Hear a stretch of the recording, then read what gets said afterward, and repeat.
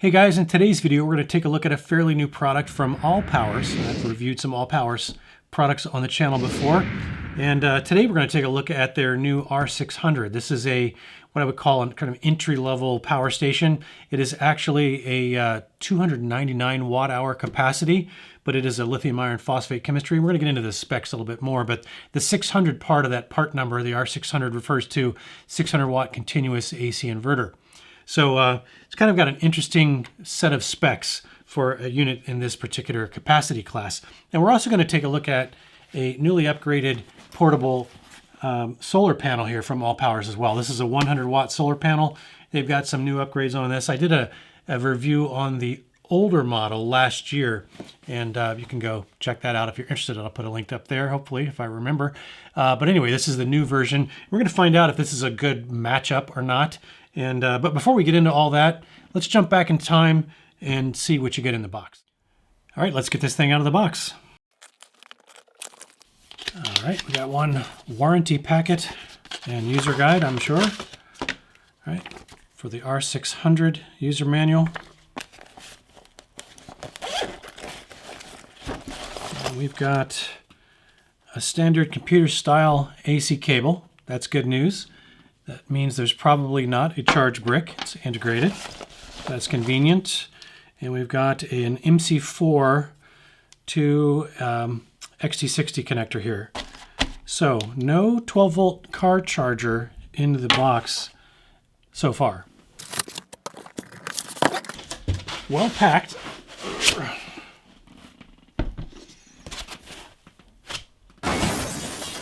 All right, I would say that this is very similar form factor to the Bluetti EB3A.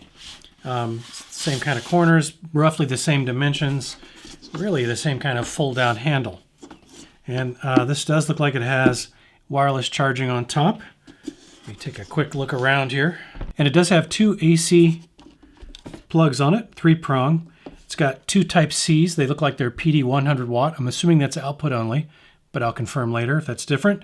And it looks like a couple of Type A's that are 18 watts.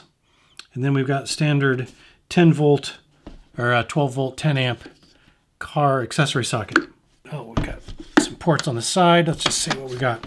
All right, so there's our solar connector. All right, it says 12 to 60 volts at 12 amps max. So that's pretty reasonable. We'll have to see what the actual cap is on solar input. But those are the input specs for voltage and current. And then there's a little overload reset fuse on there. And yeah, that's it. All right, so let me go kick this thing around for a few weeks and find out what it does. I'll see you back in a couple of seconds. All right, we are back, and it's been about a month, which is typical with my test cycle for these things. And let's run down through the specs, talk about pricing, and then we'll get into the testing results, show you some clips about how that went, and give you my final thoughts. Kind of the usual recipe here if you've seen any of my other power station videos. So in terms of pricing, this thing is list price, I think, right now at about $299. Now, there is a discount code in the description below if you buy this through Amazon. And then I believe if you buy this right now, they have a spring sale going on right now from Allpowers. If you go to the iallpowers.com website, and it's not allpowers.com, be aware of that. Again, I'll put a link in the description below. But there's a coupon code for that as well that'll get you a little bit better price even than what you'll get on Amazon for the spring sale. I think it's a $50 off coupon code for this. So some other standout features on this. So this does have a 5-year warranty, which is actually very good for a product in this particular capacity class. 2 years is pretty standard, like the Bluetti EB3A, for example, that competes directly with this, has only a 2-year warranty. So just be aware there's a difference there with the competitors. So 5 years is actually a standout spec for this particular unit. Now the weight on this unit is 12.8 pounds, which is pretty standard for this particular kind of capacity. And as I mentioned, the capacity is 299 watt hours in terms of rated capacity. It is lithium iron phosphate, so it is rated to retain at least 80% of its original capacity after 3,500 full charge and discharge cycles, which effectively gives it about a 10-year life. And after that point, it's still got at least 80% of its capacity. And that's if you use it pretty much every single day, taking it all the way down and charging it all the way back up. Now, also, as I mentioned, the AC inverter is a 600 watt continuous with a 1200 watt peak or surge rating to it. And it does have a mobile app, which you'll see in a minute. We're going to actually show that. And the app does give you some configurability on this. This is actually pretty functional. So we'll talk about that as we get into the app. Now, some other standout features, it does have a 15 watt wireless charger on the top. It does have UPS support, which is kind of handy. We're going to test that, make sure it performs like an actual UPS. And then this unit also does support pass-through charging on both the DC and the AC ports. That's something that not all power stations do, but it is a nice to have feature.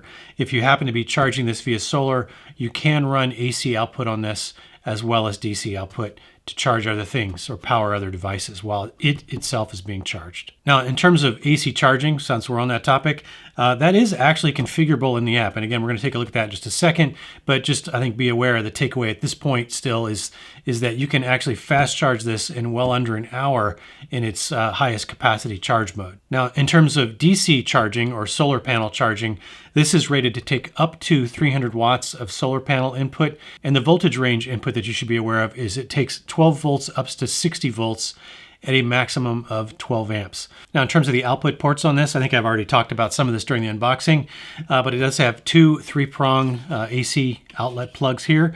Those do output 110, or a little over 110, I think 110.5 volts as I checked with my multimeter. It's got two of those PD100 type C ports over here, and those are one way. Those are output only, not input ports. And then it's got a couple of type A USBs as well. And those are 18 watt ports each, so a total of 36 watts total from those two USB-A ports. So as you would expect, it does have a 12 volt, 10 amp car socket right there. And then right next to that, it's got a couple of accessory DC 5521 ports right to the left of that. All right, so another observation, I think I mentioned this again as I was doing the unboxing, but I did confirm there does not appear to be a car charge cable in there. Now, like the DC input on this is an XT60. So if you want to charge this in your car, you need to pick up an XT60 to standard 12 volt socket car charging cable. Those are pretty easy to find on Amazon. If I can remember to do it, I'll put a link to one in the description below if that's something that you might happen to need. All right, so testing, let's get into that. So I did test for no load AC draw on this thing. And after several hours of running the AC inverter with no load attached to it, I got about 3.3% of capacity loss every hour.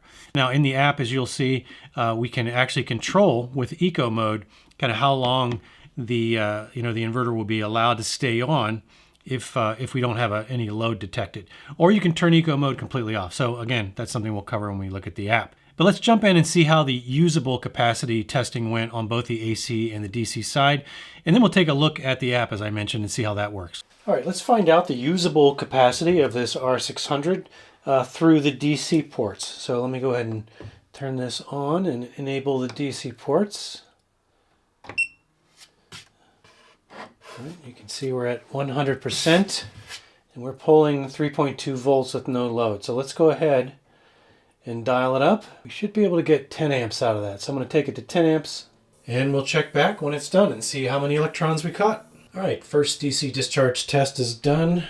Looks like 239.8, so call it 240 watt hours. Let's charge this thing back up and run it again. All right, looks like we are done with DC discharge number 2. And looks like we got 260.97, so call it 261 watt hours. Not too bad. All right, let's do an AC discharge test on this R600. So I got my little 200 watt heater here. Go ahead and fire that up. And we're gonna let this drain. We got it at 100%. I got my little watt meter here, and we're going to find out how many usable watt hours we can get through the AC inverter. All right, the AC discharge test is done. 240 watt hours. All right, I've got the R600 charging now. Let's go ahead and launch the Allpowers app and take a look at that. Now, I do wish it would kind of save your devices here, but it seems to want me to always click the plus sign and then next step, and then it has to scan to find my device. Now, if this is a device I previously paired, it does show up immediately. but I don't know. I wish there was a way I didn't have to do that. So you can see here on the app, it does properly reflect the state of charge. You can see the input right now on the charge is 118 watts. And I can also turn off the AC inverter right now.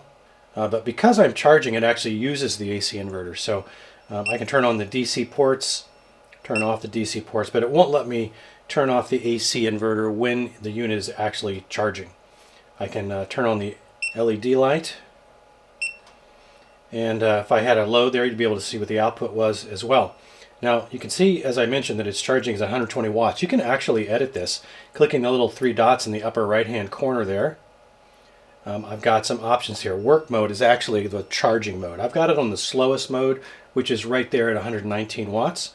I could switch that to standard mode, and the change will immediately be reflected when I go back out. And you can see now we're charging at 327 watts. So much faster charging in standard mode. And then let's switch that to fast mode and see what we get. Now you can see we're charging at 432 watts. So we can fully charge this thing in well under an hour if we charge it in fast mode. But like I've said in other videos, there you go, you just heard the fans kick on. As you can see, that's about 60 decibels when I'm not talking. That's a little bit loud for a power station this size. And when you are charging, or if you just leave the AC inverter on, it'll cycle on and off like this. The fans will come on and off about every 2 or 3 minutes, and they stay on for anywhere from 10 to 30 seconds. Let's take a look at some of the other options there. Like I was saying, with adjusting the charge mode, you don't want to stress the batteries out any more than necessary unless you have to. So I would say, unless you're in a hurry, you probably want to keep this in either mute mode or standard mode to slow down the charging. Mute mode obviously would be the least amount of stress, and you'll get the most overall lifespan out of these lithium iron phosphate cells if you charge it slower. Now you can also turn on eco mode here, and what eco mode does when it's enabled is it allows you to set shutdown timer window if the AC inverter is not under load. So mine's set right now at 6 hours, and you can go anywhere from 1, 2, 4, or 6 hours. So basically what that's saying is, if I don't detect a load on the AC inverter within 6 hours, go ahead and shut the AC inverter off. Now this only applies to the AC inverter, not the DC ports. Now I did do a 12 volt refrigerator test on this to make sure that it doesn't shut off unintentionally, just because the refrigerator isn't kicking on very often. And at least in the environment that I was in here, which is a cool basement, with the refrigerator up to temperature only pulling at about 48 degrees Fahrenheit, which means the compressor is not kicking on very often at all, because I did have I think a full case, 24 cans of soft drinks in there, and it ran for 24 hours without any issues at all. So the DC ports did not shut down. So some power stations will automatically shut off if the draw on the DC ports is not at least, say, 8 watts. But this one seems to be a lot less sensitive than that. So any kind of draw, it seems like, even the minimal 1 watt draw you get just to power the refrigerator control panel, seems to be enough to keep the DC ports from shutting off. All right, while we're in here, let's do a little AC inverter load test, and in the process we'll see how this extreme power mode actually works. So you can see I've got it turned off here in the app. So if I jump back out, and I've got a space heater now connected to one of the AC ports. So let me go ahead and enable the AC inverter by turning it on in the app. I heard the fans kick on momentarily there. Now this is going to pull somewhere between 14 and 1600 watts, or it's going to try to, and I fully expect it, as it ramps up, to trip the overload protection on this inverter, because this is only rated to handle 600 watts continuous and 1200 watts peak, I believe. So let me go ahead and turn the heater on and see what happens. You see we're steadily climbing here. All right, now we are exceeding the continuous watt rating. So let's see how long it gives us for overload protection shutdown.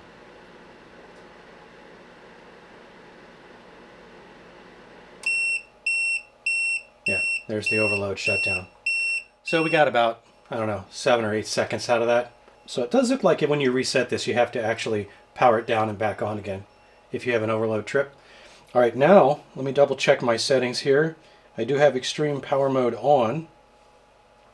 Let me go ahead and see what happens when I start the space heater. We're just at about 600 watts, 620. I think it's going to throttle us right here.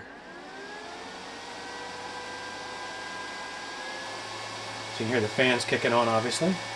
But what's doing is it's throttling the current here on this space heater to prevent it from exceeding that 600 watt continuous rating. This avoids having to trip the overload protection and allows us to run this load at a lower current.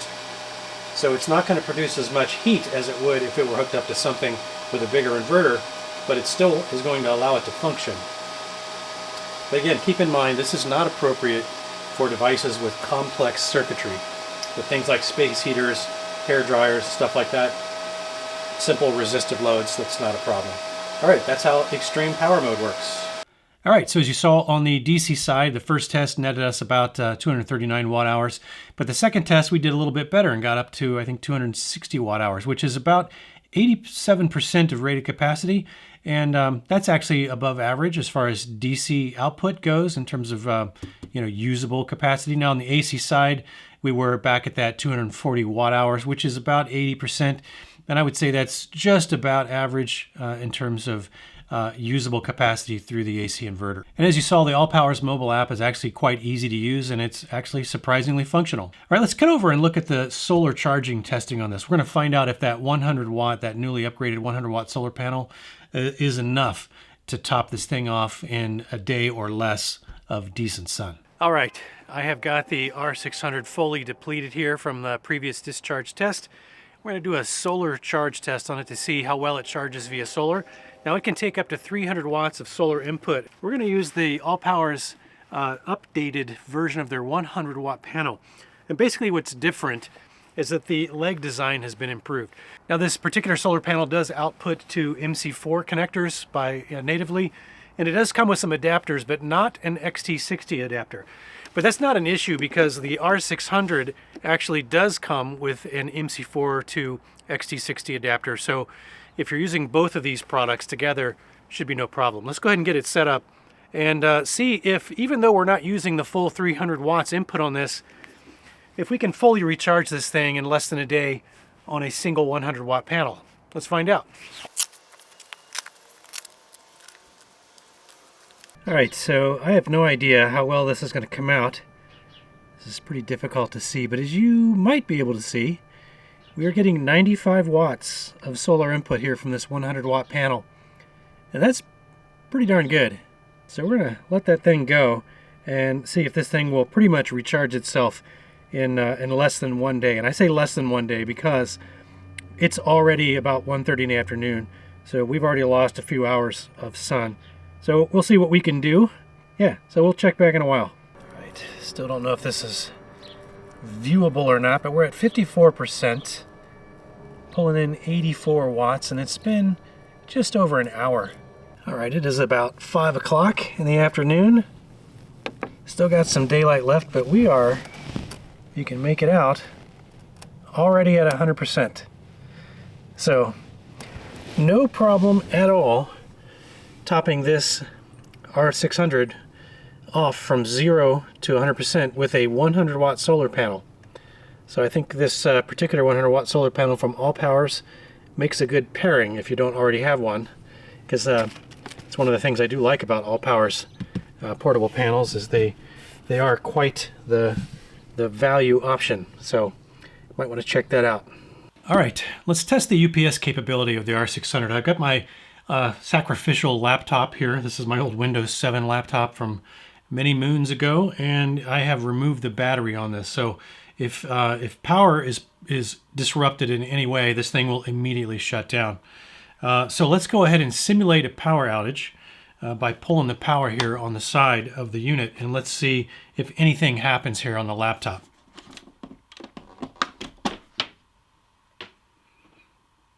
All right, so power is not interrupted, so UPS mode seems to be confirmed. And just to show you that there's no trickery here, let me try very quickly unplugging and replugging the laptop. You can see immediately it goes off, even though I plugged it right back in. So there is a sufficiently fast switchover on the UPS to act as a UPS on this R600. And so that test definitely passes. Okay, so as you saw, that Allpowers 100 watt solar panel is actually more than capable of topping this thing off in just a couple of hours, really, with decent sun. And when you consider that that particular solar panel actually, and by the way, keep in mind that this could change depending on when you're watching this video, but right now that solar panel is on sale with Amazon for only, I think, $99. So you might want to go check that on the link below. That's like a third of the price of the Jackery Solar Saga 100. And you get basically the same output out of that thing for only $100. So pretty good deal. All right, so what kinds of things are suitable to run with something in this particular capacity class? And by capacity, I'm talking about roughly 300 watt hours and at about a 600 watt continuous AC inverter. So really, like I would say the primary use case is being able to charge all of your mobile devices on the go, cameras, phones, tablets, that kind of thing. You could run a CPAP machine off of this for about 8 hours through the AC ports. Now, if you've got one that runs off DC, you might get a little more than 8 hours. But so typically a single night of CPAP usage on a machine like this. You could actually run a widescreen TV with this for just about 2 hours. This is also very well suited to run a 12-volt fridge freezer, like a dual zone. You could probably get somewhere between 12 and 14 hours, kind of depending on the ambient temperature and what your set points are. You could actually run a full-size refrigerator on something like this, but not for very long. I could probably get about 2.5 hours of runtime out of my refrigerator with this particular power station. You could run an internet router and a modem off of this thing as emergency backup for somewhere around 16 hours. And then, believe it or not, you could actually run a full-size clothes washer, not a dryer, but a washer off this thing for 4 or 5 full cycles, at least based on the one that I've got, which is fairly efficient. Now, what is this not well suited for? Well, first of all, you probably wouldn't want to try to run a gas furnace with this. I'll just say that. That might be obvious to some of you. You might be able to get away with it, but it won't run it for very long, so I don't think that's a very good use case for something in this particular capacity class. And this is also probably not the best choice. It may be a complete non-starter for things like heating water, like for a coffee maker or an electric kettle. Those typically run around 1,000 watts, and that is going to exceed the 600 watt continuous AC inverter capacity on this unit. And then while you might be able to run some small space heaters with this, like the little 200 watt version that I have and have done some load testing with, it's probably not going to run it long enough for it to really make a big difference in your space. So again, you could get away with that to some degree, but I don't think that's a good use case for this particular type of product. All right, some final thoughts about the R600. I think it's a nice entry-level capacity unit with a little bit more sort of AC inverter capacity than you would normally expect in something in this little 300 watt hour class. And it's priced very competitively. I really do like the fact that it does have a 5-year warranty. I think that is probably the most standout feature for something in this particular product class. Most of them, as I said, are about 2 years. So anyway, I'll put links to all that in the description below if you do want to go check that out, maybe take advantage of the spring sale that's going on right now on the allpowers.com website. All right, so that's about all I got for you in this review. Hopefully you found it helpful. If you did, please consider giving me a thumbs up. And if there are any questions that you might have about the unit that I didn't get to or didn't answer or that weren't clear, please leave those in the comments below. I try to read all the comments, and I do try to respond to as many of them as I can get to. I do have some really cool stuff coming down the pike that I think you're going to find interesting, and I have done a little bit of some fun things with the video that I'm kind of experimenting with. So be watching for that stuff coming out really soon, and I do hope to see you in the next one. And until then, have fun out there.